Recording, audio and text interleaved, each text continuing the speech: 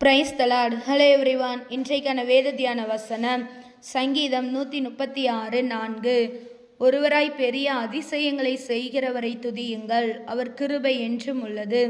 கர்த்தர் இன்றைக்கு நம்மளை பார்த்து சொல்கிற வார்த்தை என்னென்னா, இந்த உலகத்தில் வாழ்கிற நம்ம ஒவ்வொரு தேவ பிள்ளைகளுக்கும் சில ஆசீர்வாதங்கள் நன்மைகள் நமக்கு இல்லாமல் இருக்கலாம்.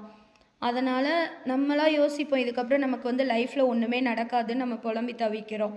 ஆனால் அது அப்படி கிடையாது. நம்ம வாழ்க்கை இன்னும் முடிஞ்சு போகலை. ஏன்னா நம்ம ஆராதிக்கிற தேவன் நாம் எல்லாம் முடிஞ்சு போச்சுன்னு நாம் சொல்லும்போது கர்த்தர் நமக்கு ஒரு புதிய ஆரம்பத்தை தருகிறார். ஏன்னா நம் தேவனோட யோசனைகள் மகத்துவங்கள்லாம் நம்ம வேதாகமத்தில் வாசிக்கிறோம். அவருடைய யோசனைகள் மகத்துவங்கள் சொல்லி முடியாதவை.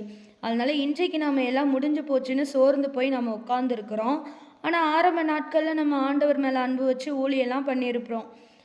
அப்போல்லாம் நம்ம வைராகியமாக இருந்தும் உற்சாகமாக இருந்தும் நமக்கு சில ஆசீர்வாதங்கள் கொஞ்சம் தாமதம் வேணால் ஆகும்.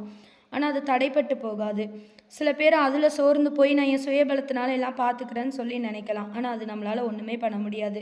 நம் தேவன் மாத்திரம்தான் அதிசயங்களை செய்கிறவர். அவரால் மட்டும்தான் அதிசயங்களை செய்ய முடியும். அவருக்கு உதவிங்கிற ஒன்று தேவையே கிடையாது. நமக்கு ஒரு ஆரம்பமாகவும் ஒரு முடிவாகவும் அவர் தான் நமக்கு இருக்கிறாரு. இன்னொன்று, அவருடைய படைப்புகளெல்லாம் நம்ம பார்த்தோன்னு வச்சுக்கோங்களேன். இப்போ நம்மளோட உடல் உறுப்புகள் கூட நம்ம பார்த்தோன்னா அது ரொம்ப பிரமிப்பானதாக இருக்கும். அவ்வளோ அருமையாக ஒவ்வொன்றையும் அவர் நேர்த்தியாக படைச்சிருக்காங்க. அது மட்டும் இல்லாமல் நம்ம யோபுல வாசிக்கிறோம், பூமியை அந்தரங்கத்தில் தொங்க விட்டுருக்காங்க அப்படின்னு சொல்லி. உண்மைதான்.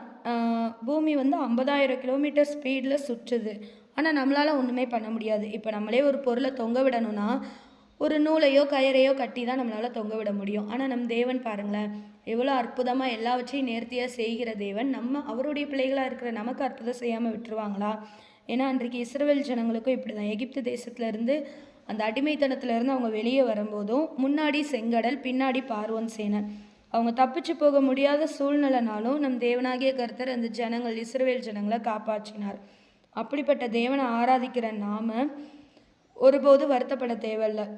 ஏன்னா இன்றைக்கு நம்ம வாழ்க்கையிலையும் ஒன்றுமே இல்லை, என் லைஃபே முடிய போகுது, திரும்பி பார்க்குற இடம்லாம் கதவுகள்லாம் அடைப்பட்டு தான் இருக்குது அப்படின்னு நம்ம நினைப்போம். ஆனால் அது கிடையவே கிடையாது. நம் தேவனாகிய கர்த்தர் இன்றைக்கு நம்ம ஒன்றுமே இல்லைன்னு முடிஞ்சு போன இடத்துல தான் ஆண்டவர் புதிய துவக்கத்தை தருகிறார். இன்றைக்கு யாரெல்லாம் நீங்கள் சோர்வோடு இருக்கீங்களோ உங்கள் ஒவ்வொருவரை பார்த்து தேவன் சொல்கிறாங்க, உனக்கு நான் புதிய ஆரம்பத்தை அதிசயத்தை பண்ண போகிறேன். அவர் கிருபை நம்ம கூடவே இருக்குது. ஆமென்.